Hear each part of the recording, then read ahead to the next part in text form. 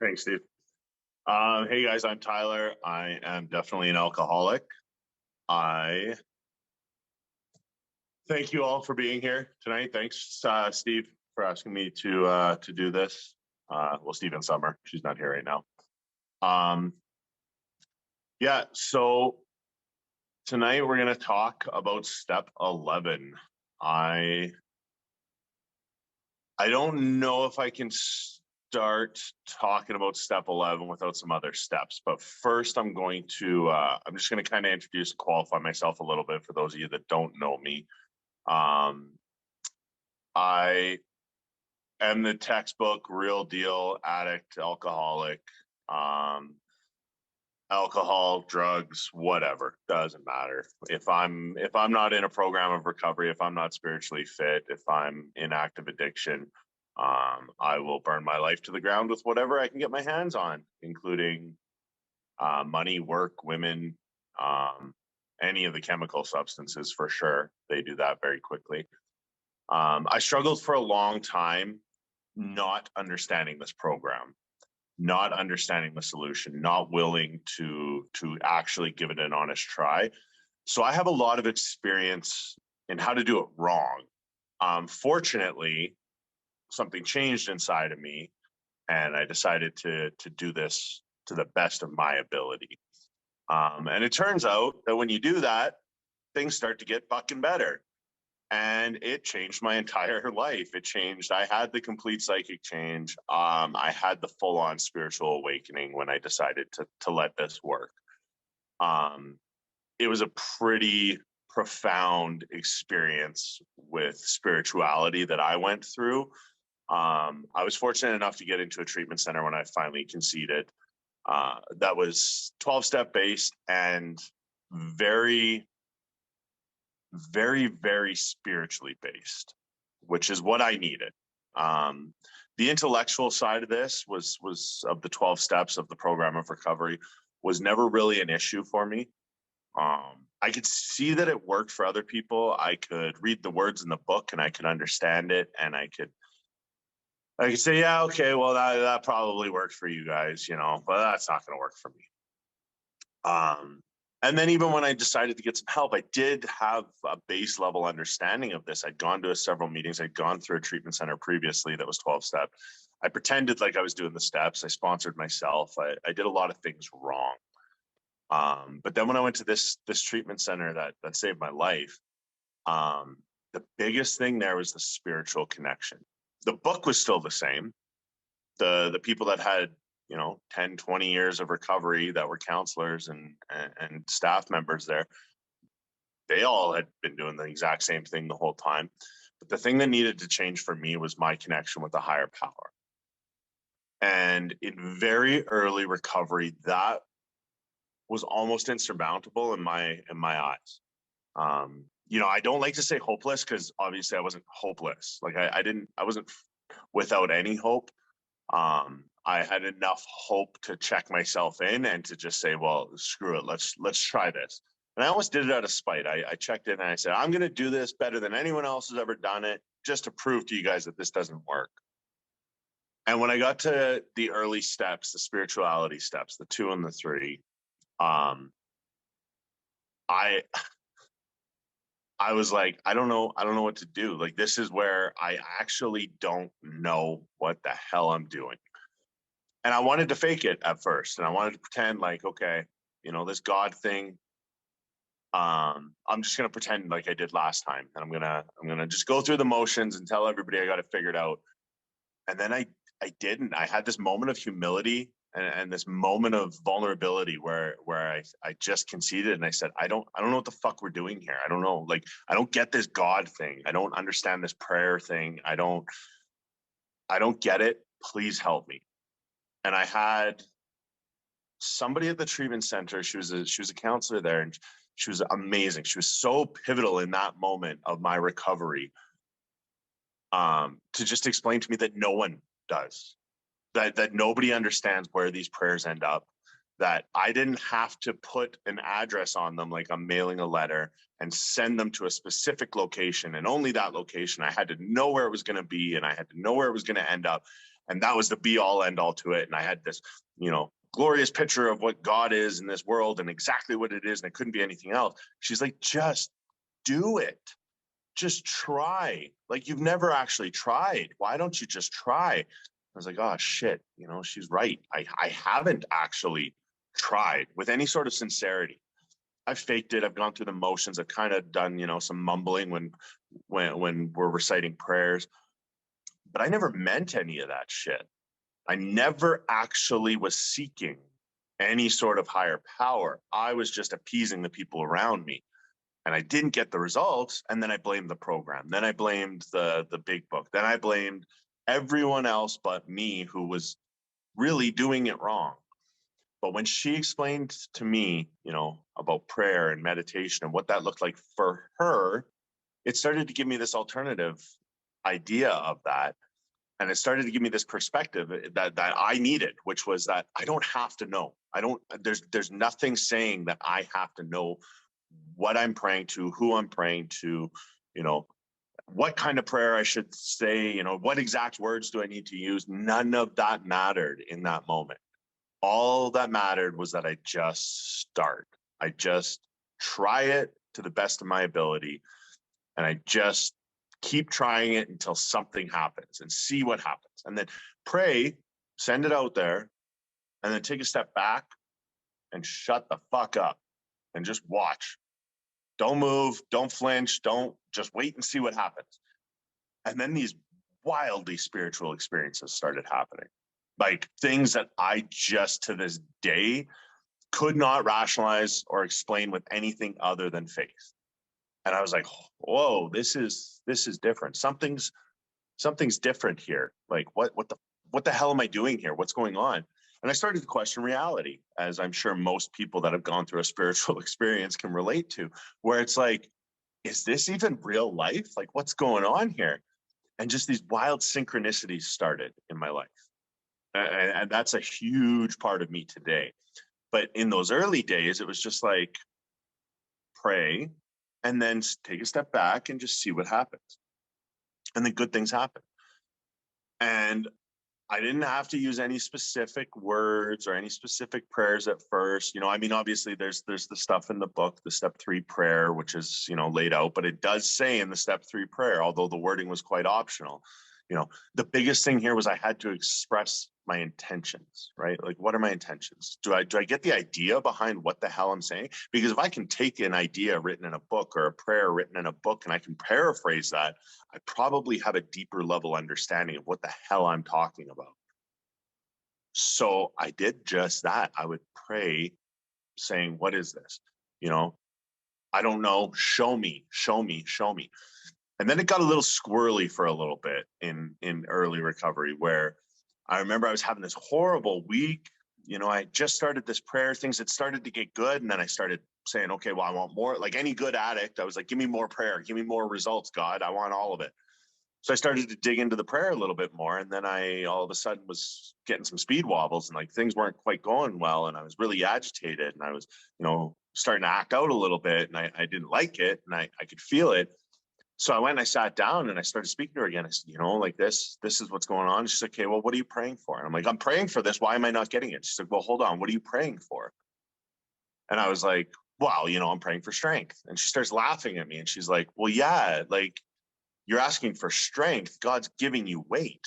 Like you have to build the strength yourself. Like God's not just going to give you strength. God's going to give you experiences that will make you stronger, things that you have to persevere through in order to come out on the other side a little bit stronger. But you got to put in the work, or stop asking for strength. You're here. You have strength. Why don't you ask for guidance? Why don't you start praying for other people? Why don't you stop praying for things? And I was like, oh, I never thought about it like that. I was actually getting what I was praying for. I just didn't like it. I didn't like what I was getting. I wanted the shortcut. I wanted the cheat codes. I wanted, this path of least resistance. And I'm praying for resistance. And all of a sudden, I'm just like, oh, okay, what's going on here? And then every morning at the treatment center, we did read on awakening on page 86 of the big book. And it outlines it in there. It does tell me not to pray for myself. only to pray for myself when others will be helped. And I was like, maybe I should just start doing that. Maybe I should just start praying for other people and for their happiness and for their health and for them to recover. And, how can I help them? And I wasn't really fully doing what I do for a step 11 yet, but I was starting to plant some seeds for what would, build into what I consider a pretty healthy step 11 for myself today. And all of a sudden, all those difficulties started to just kind of wither away. And, I don't know if they stopped happening or if I just came to terms with it, whatever it was, but it was not causing me the grief that it had been causing me when I was praying for selfish things, and I was praying for specific selfish events. I was praying for, okay, God, I hope this works out this way. God's like, I don't care what you hope for. Like, great that that's what you think you're going to get, but we're going to do it my way.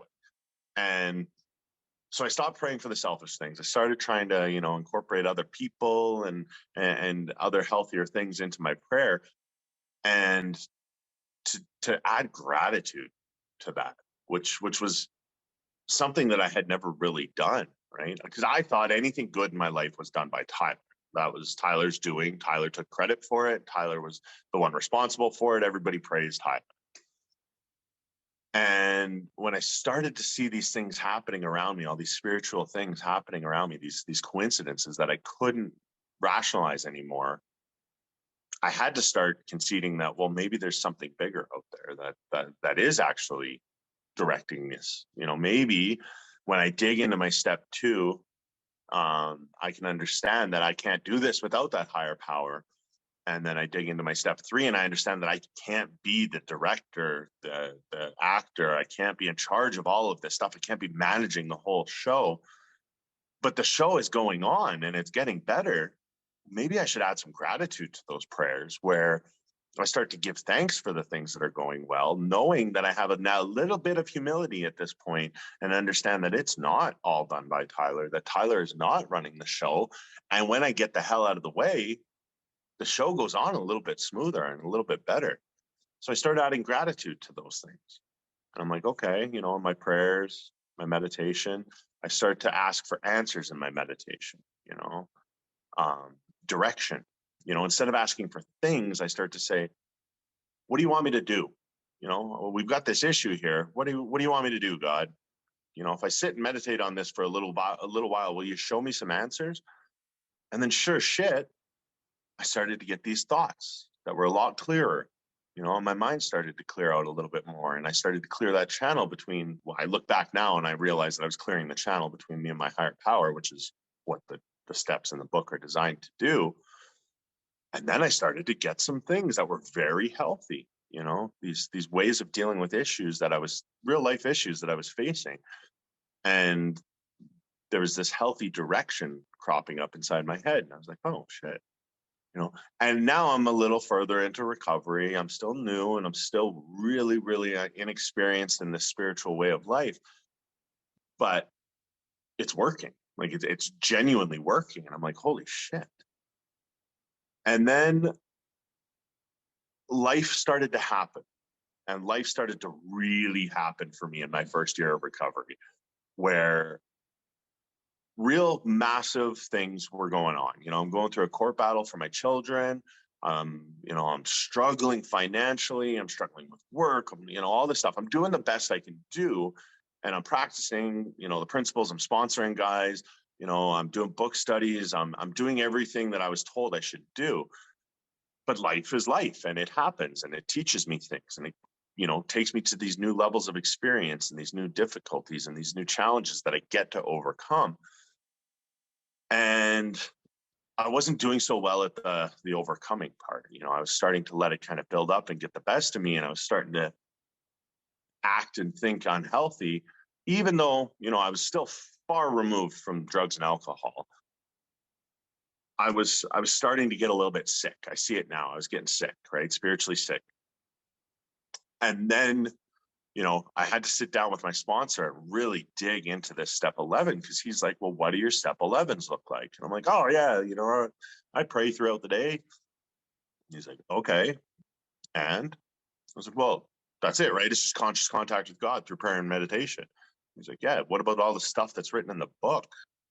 You know, what about the clear-cut directions for how to start and finish every single day? What about the pausing when agitated? What about how it's written in the book? Like, why are you not doing that? Wow, I kind of do it. And he's like, okay, well, why don't we try this? Why don't we follow these directions exactly the way they're written? So forget about what you've been doing. Just let's call that a wash. Let's start in the book, you know, and it tells you how to start your day. It gives you very clear directions. Why don't you do that? You know, maybe just do that every morning and see how things go. So I did, you know, and my life used to be in chaos a little bit in the mornings because I'd wake up, I'd grab my phone, go outside for a smoke, you know, a cup of coffee, and I'd be checking all my, you know, what did I miss throughout the night? And I got to check on Facebook and see what's everybody doing. And I'm all just chaos. So I decided to put the phone away, put it down, don't touch it at all when I wake up. And then instead of jumping out of bed and starting my day, you know, just blindly going forward into the day, hoping that I react sanely to things, why don't I just stop and do what the book says? You know, carefully review the 24 hours ahead. What do I have to do today? You know, what are the things that I see as, you know, my obligations? Where am I supposed to be? What am I supposed to be doing? What have I committed to? Okay. If I've committed to these things, I should absolutely be doing my utmost to show up and do what I said I was going to do, because that's the man I am today. And what are the things I want to do? So now I add on all the things that I'd like to get accomplished, you know, if possible, that they'd be important to me. And then I take a look at that and I say, okay, now, if I'm wrong, if these aren't the things that I'm supposed to be doing, am I okay with that? Am I setting myself up for adaptability?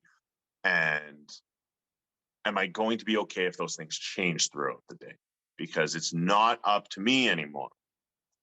And I'm like, yeah, okay, I can handle. And then I review, okay, God, what do you know, I sit and meditate a little bit and just think, okay, what does God want me to do? You know, what's important for me to do to be closer to God? And maybe something new crops up and pops into my head. And I say, oh yeah, I should really put some energy and some focus into that. And then I roll out of bed, my knees hit the ground. And when they hit the ground, I just ask for guidance. I add gratitude in there. I ask for guidance, and I pray for anybody that I think needs prayers, you know. And it was amazing. Like I cannot even stress enough how much my life started to change when I started to do these things. I had this new level of inner peace, because I went from chaos, you know, just this anxiety about the future and this depression about my past when I was in addiction and before I found recovery, to this level of being present and this gift of presence that I had from going through treatment and starting on this path. And then I really started to start my days with a step 11 every day consistently, not when I felt like things were getting squirrely, but when they were good, bad, or indifferent days. I would wake up and I would do this. I would not get out of bed until this happened. And then things just were serene, you know, like I would go into my day, and when things changed, I didn't even flinch.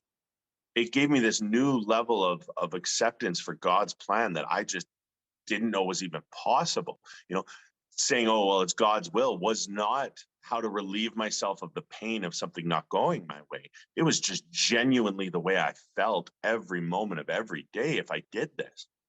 And I started being more helpful to other people. I started being calmer. I started to be more present with my children, with my friends, with my family, everybody, you know, at work, everything got smoother. And it was just like, oh my God, I have this new level of acceptance from just starting my day the way the book told me to. You know, it was written and I read it all the time and I knew it. And I just couldn't, even in recovery when things were going well and I could see that the program was working, I still could not, for some reason, just concede that last little bit of my morning to just doing it this way. Because I still, somewhere deep inside me, thought I had a better way of doing it. And it was like, well, no, just like everything else that's worked for you in the 12 steps in the big book, it's written right there. Just try that. And that became my morning routine. And it became a part of my life today where, like, if it would take my house being on fire for me to get out of bed in the morning without performing my step 11, there would have to be some catastrophic emergency happening where I could not physically possibly do this. If I'm going to be late for something, if I slept in for some reason, I'm going to be worse off for the entire day if I don't do this step 11. It would be better for me to be 10 minutes late to something than to be completely distorted throughout the rest of my day. I know that as fact today because I've seen it. I've played it out in experiences to the point where I don't question it. I don't sacrifice it, you know? And then when things started working well with the morning, on awakening, I was like, okay, but what about that when we retire at night part? That's kind of cool too. Like, why am I not doing that? Like, if my morning prayer and meditation is working so well to do it the way the book told me, and I was doing something like a step 11 kind of regularly, like, oh, okay, well, whatever I don't catch with my step 10s, I'll, it'll crop up at night before I go to bed.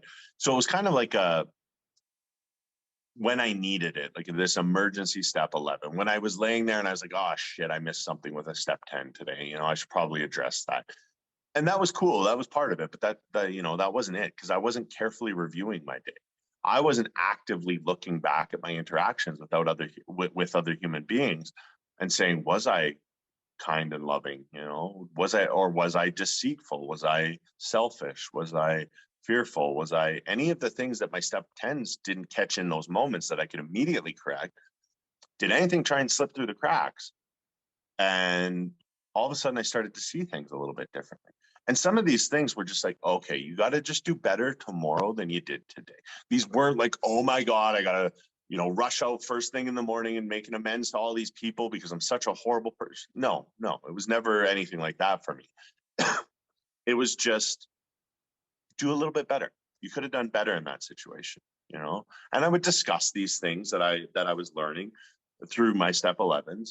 And I would obviously pray on them in that moment. I would say, okay, God, I see that you gave me the opportunity earlier today with this person to, be a little bit less selfish and to be a little bit more kind and concerned with what's going on in their life. And I didn't really take that seriously.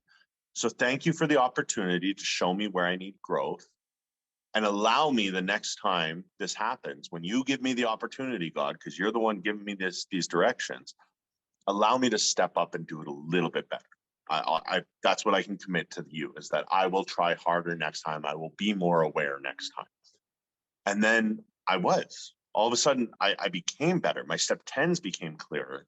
I could start to see things manifesting, cropping up before they were happening, as opposed to reacting to them on the other side after I'd acted out in them, caused a little bit of harm. And sometimes the harm wasn't just to other people, and that's the hardest part, is like, if I do a harm to somebody throughout my day, and they react, and I'm like, oh shit, okay, that wasn't cool. I got to fix that with a step 10. Maybe there's an amends there. Maybe, whatever that looks like.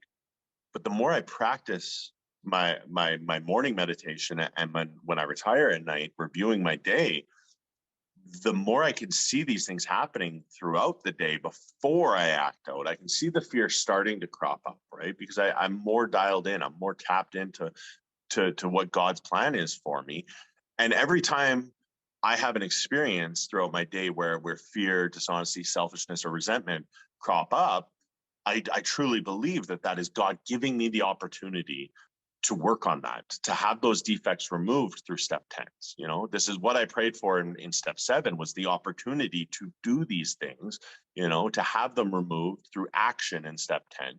Well, if I'm balancing my days with a step 11, I'm a lot more sharp when it comes to the stuff that happens throughout the day, right? Because it's really easy to get reactionary through my day, where I'm just, reacting to things, as I see fit. But when I can respond to situations with a little bit more care, a little bit more calm, a little bit more patience and love, and all of these wonderful things that I now possess that I didn't think I was fucking capable of, but I have them and I can use them, and I can slow it down a little bit. I don't react as often, and I don't have to, go back and make an amends to people as often. It still happens for sure, and those are great learning lessons for me. And those are usually the defects that I have the most work around. But they reveal themselves to me when I pray for that. And then I just respond a little bit smoother every time I do this, and it's this beautiful way to bookshelf or bookend my day, where it's like, okay, did I actually miss anything throughout the day? Because that's what it's telling me to watch for here. This is the safety net for my step 10s, and sometimes they're a little sneaky, and that's fine. That's totally fine. Like, I don't have to drift into, morbid reflection, worry, or remorse. It's like, no. We still have a plan for this. This was still part of the plan. We got this. This is okay. Tomorrow morning, I'm going to wake up. I'm going to start my day the way I did today.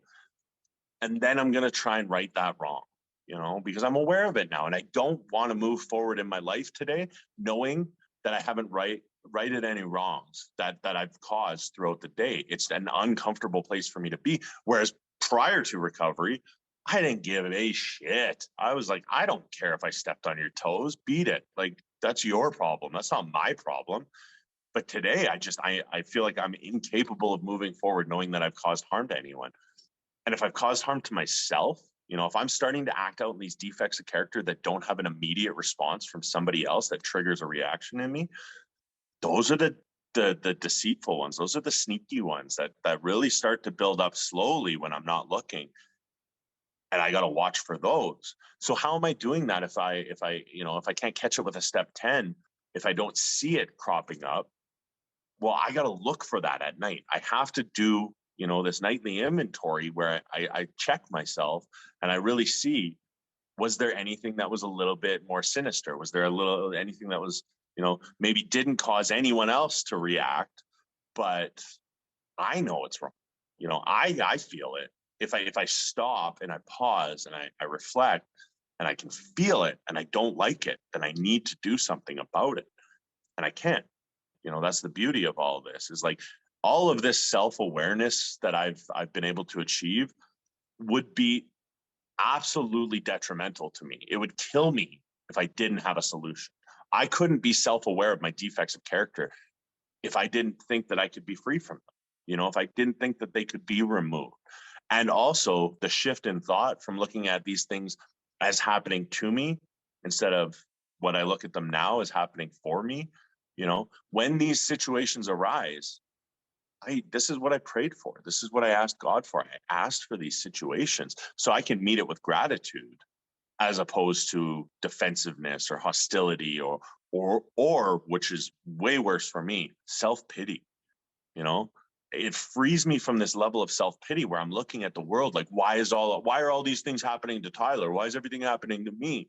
I'm trying my best. Why is it? It's like, dude, because you're given the opportunity to grow here. Like, this is beautiful. Like, don't look at it as something happening because you deserve it, or you're not doing something right. You're doing things right. God's giving you more opportunity because you're doing well. God would probably not be doing that if you weren't leveling up to the point where you can handle this shit. So why don't you express some gratitude to it? And I've been able to shift my mindset when these things happen to look at them as the responses to my prayer. These are my prayers being answered, And no, it's not going to be easy. I don't have the expectation that things are going to be easy when sorry,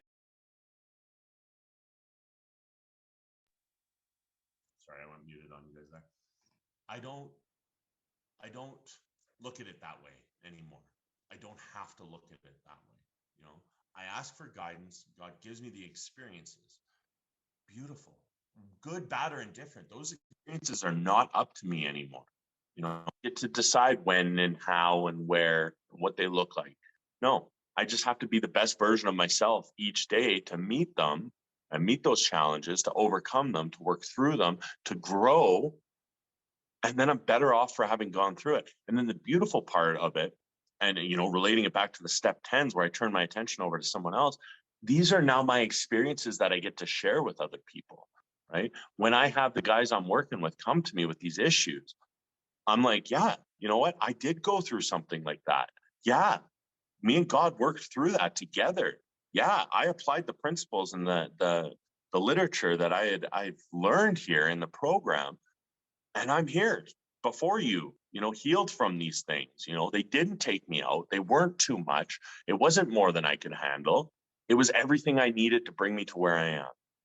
And like the beauty in that, those rewards of recovery, getting what I asked for and then manning up and doing it. And, that's really, to me, the step 6 is so crucial for my understanding of step 6 today is so crucial for my ability to respond to life's challenges and these opportunities that God gives me, because I understood that these defects of character are not just gone. I don't just pray for it and I'm free from them. No, what I'm actually doing and what I'm understanding when I'm fully ready in step 6 is I understand that there's fucking work to be done. And that's what's separating the men from the boys, is the boys are going to sit there and wait for the results, and the men are going to get to work. And today I'm comfortable understanding that these defects are removed through experiences. They're not removed through some magic or just a prayer. The prayer is my commitment to my higher power to say, when you give me these experiences, I'm going to show up. I'm going to step up the best I can in those moments. I'm going to do the best I can to do the next right thing, to make the healthy choices as opposed to the unhealthy choices, right? And every unhealthy choice that I made prior to this is I just need to do the equal and opposite. And that's the beautiful thing about the step 11 prayer, where it's like it encapsulates all the things that I was doing wrong in addiction, and counters them with these beautiful things that I can just do right. And for me, one of the biggest ones in the step 11 prayer was to seek to understand instead of seeking to be understood. My seeking justice and this validation from people meant that I would pursue these things into the craziest places. If you didn't understand where I was coming from, like, you need to sit the fuck down and we're not leaving until you understand where I'm coming from. I'm going to drive this home. You are going to understand my point. I'm not giving up. I don't care what it takes. I don't care how forceful I have to be. You are going to understand my thoughts on this, my way of thinking, my way of doing. Me. It's so selfish. And today, whenever I feel those things coming up where I'm like, okay, this person's not getting it. They're not seeing my way. And I'm like, but they don't fucking have to. Like, let's not forget that this is part of the step 11 prayer. Maybe in this moment, I need to pause and I need to start thinking about it from their point of view. Why are they seeing things the way that they're seeing things? And I may never know. And, I don't know exactly where everybody's coming from all the time. But as soon as I can start to put myself in their shoes a little bit, maybe have some empathy for them, all of a sudden things really do change, because now I'm responding to a human being as opposed to reacting to a situation. And there's a deeper level of connection there with another human as opposed to just reacting to that situation. And it told me to do that in the step 11 prayer, right? Like, that's exactly what the way it was written was, why don't I just seek to understand, in these moments, as opposed to imposing my will on people, getting them to see it my way. Why don't I sit down? Maybe I need to ask them why. Why are you thinking that way? What's going on? And maybe I don't ever get the opportunity to know. Maybe it's a situation where I can't have a conversation with somebody. But if I can even speculate and try and think of reasons why, now I'm starting to understand. Now I'm starting to have a little bit of compassion for these people and understand that they've got a whole ass life that they're dealing with. And they've got challenges just like me. And it's not only Tyler that's dealing with things in this world. Everybody's got shit on their plate. Maybe they were just reacting in an unhealthy way. Maybe I need to give them that space. Maybe I don't need to convince them that they were wrong and that I was right. And maybe I wasn't even fucking right. Like, what about the humility to think that maybe in these moments I'm so selfish by nature that I can only see things through my eyes, And I need to just try and see it from a different perspective to see that, oh shit, you know, I wasn't entirely right there. You know, it wasn't all about the way that Tyler wanted to do things. And all of a sudden, I start to be free from these resentments that would have inevitably built up inside of me in so many areas. Like I can't even tell you how many times I've reflected back to that prayer, the step 11 prayer, in order to be free from resentments, you know, because when I pray to God in those moments, like when I'm doing my step 10 and I start with the prayer to God before I take it to someone else, and I say, God, I need your help to understand. You know, I don't need to force my will into this situation. I need to see what they were doing, what they were thinking, what they were doing. Can you help me see that, please? Whatever that looks like. And even whether or not I ever get to see that, I'm free from that resentment almost immediately. And then I discuss it with somebody else just to maybe get some point of view. And maybe that's how God's going to work for me in my life today, is they're going to give that person I call or I reach out to the insight that I need. And that person, then another person's perspective on this gives me the clarity to be like, holy shit, I didn't even think about it like that. Wow, I guess I was wrong. Wow, maybe I do need to go back and make an amends. More importantly, I need to change that behavior and try a little harder next time to not make them understand my will, you know? And then all of a sudden I start to just be more compassionate and connected with human beings, because I truly believe that that's what God's will is for me. You know, that's when I say I want to do what God wants me to do, and I want to be who God wants me to be. It's love. You know, it's love in all areas of my life. Love for strangers, love for people that I have relationships with, love for anything that I can come in contact with. Well, I need to connect. I need to have compassion. I need to be all these things that I never was before. So through these experiences that I've asked for every morning, I get to practice this, you know, and every time I practice, I get a little bit stronger. So instead of praying for strength, I'm praying for these experiences. And in turn, I'm actually getting substantially stronger throughout every day that I actually do show up and do the work, you know, and just praying for that guidance and then watching for it, right? With awareness being the spiritual principle of step 11, I can ask for everything, you know. If I'm not going to follow the directions that God gives me, like what the hell am I even asking for? You know, and I explain it to a lot of guys I work with. It's like, if somebody walks up to you on the street and says, oh, how do I get to, you know, City Hall? You're like, oh, go 2 blocks down, take a left. It's right there. And they're like, yeah, no, I'm just going to go this way. And they go 2 blocks the other way. You're like, well, what the fuck did you ask me for? Like, you're asking me for direction and then you're just going to figure it out on your own. Like, I feel kind of used. Like, okay, good luck, buddy. That's how God feels when I pray for direction and then I just do it my way. You know, why am I asking for direction if I'm not going to follow these directions? And the awareness to sit there and watch and wait and be calm and be present, you know, and see who I can help and see who I can be of service to, you know. And I started a practice a long time ago where when I'm asked to do something by somebody, I have 2 criteria. Is it harmful to my recovery? Because if it's harmful to my recovery, no, I won't do it. You know, I can't put myself in that situation. I can't put myself in danger. Why would I? I've worked too hard for this. And am I able to do it? You know, am I capable of doing whatever it is that I'm asked to do? If the answers to those are clear, if it's not harmful to my recovery and I am capable of doing it, yes. The answer is yes. That's it. There's no more thought that I put into it, because I'm asking God for direction and God works through people. Well, why should I believe that that person is not working for God and coming here and asking me to follow that path that I've asked to be shown? Well, I don't, you know, and I don't think God's going to lead me astray to the point where I'm doing damage and somebody's going to be so deceitful that they do lead me astray through deception. You know, I haven't had that happen yet. Maybe it will. I don't know, but there'll be a lesson in that. But if I'm asked to do it and I can, and it's not going to harm me, yes, the answer is yes. And it's taken me to experiences that I've been able to grow through and love through, and I've been able to share with people, and you know, these wild places that I never thought I would go, is because I was asking for direction and God was giving it to me through people, you know, through these experiences. And I said yes. I just said yes, and I showed up and I did the best that I could, and the results were amazing. and they don't stop. That's the wildest part. Like, I've come pretty to terms with the fact of, like, I'm well into the fourth dimension now, and wild things happen. And I come to expect it.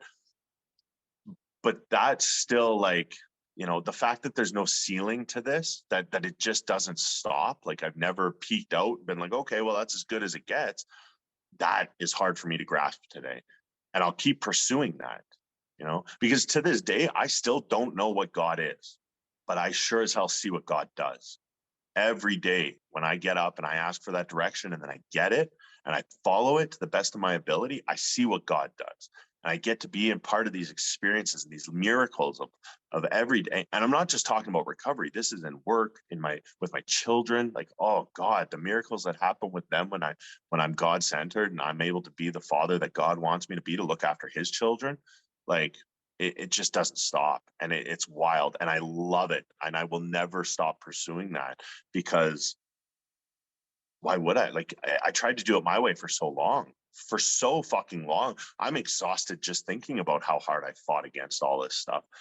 And today I don't fight it. I ask for the guidance. I follow the direction, and then great thing after great thing just keep happening, one after another. I'm not ever going to stop chasing that, right? Pursuing that.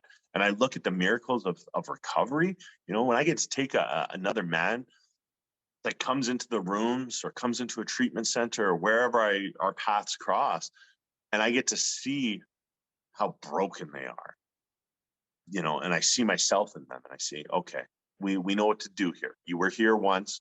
God's put this person in your path. You got some work to do. You got to show up and share your experiences with this person. I see them broken and desperate, and whatever little bit of hope they have left is fading quickly. And then we get to work together, and I get the opportunity, to sit down, read the book, share my experiences, go through life with them. And then I see that fucking light come on inside of them. Like, that is what God wants me to be. He wants me to be a part of that right there, and to share that. And that is a miracle every single time I've seen it. And that light coming on in people's eyes is one of the most beautiful things. Like, it never gets old. It's one of the happiest moments of my life when I get to experience that with them, when I'm fortunate enough and I'm blessed enough to get to be a part of that. And God's only going to give me those experiences if I'm doing what I should be doing, because I've gotten to places in recovery where I wasn't really sponsoring guys. Guys weren't really asking me to work with them. And I was like, maybe I need to try and go find some guys. And I just couldn't get it together. And it was like, oh, dude, because I can't pass on what I don't have. And in this moment, I'm not spiritually centered. I'm not grounded in God's will here. Something needs some work. Great. That was awareness. That was through me practicing step 11s that I gained this awareness to be able to say, okay, let's figure out what we need to work on. And then I do, and then boom, like clockwork. It's like God turns the tap on, and I'll have guys reaching out of nowhere, out of the blue, at meetings, wherever it is. All of a sudden I get that opportunity to work with these guys and to see that miracle happen inside them. And that's the direction that I'm asking for. God, put the people in front of me that I'm supposed to be able to help. It's not put the people in front of me that are supposed to help me. No, that's selfish. I don't do that anymore. If I need help, God's going to give that to me. I believe that to my core, but I'm just going to ask for the people I can help. Because if I'm busy helping everybody else and I'm doing what I should be doing, there's not really much for me to pray for. I get given what I need. I get given the opportunities that I need to provide, materially, emotionally, spiritually. Everything is just there. It's like, it's all flowing in this wonderful river. It's when I go against that stuff that I'm now all of a sudden I'm like, oh, well, I got to pray for myself. And, these thoughts come in, and it's like, nope, no, we don't, we're not allowed to do that anymore. No more selfish prayers, no more selfish thinking. Turn your attention over to somebody else and get out there and do the work, right? Because this spiritual awakening is only possible through giving it to other people. So if I don't go back out and try and pass it on, and I have a way to do it, I understand it today. That's the beauty of living these experiences, is I get to actually share how I went through it. And I didn't come up with some creative, new, fancy way. I just read the book. I just did exactly word for word the way it says it in the book. And I mean, sure, I put a couple of little extras on it, not using my cell phone, not getting distracted with the outside world until I've prayed and meditated. Sure. But the core of what it is written right there in the book. And I just do it without question. And it's amazing. It's the craziest leveling up I've ever had with anything. And I guarantee my recovery would not be where it's at today if I didn't practice it the way the book has it written, and then obviously the pausing when agitated and all that stuff rolls right into this. But bookending my day with step 11s is just like next level recovery. I think I'm running out of stuff to say, so I'm going to open it up for the last 10 minutes, I guess. All right, thanks, Tyler. Let me stop the recording real quick.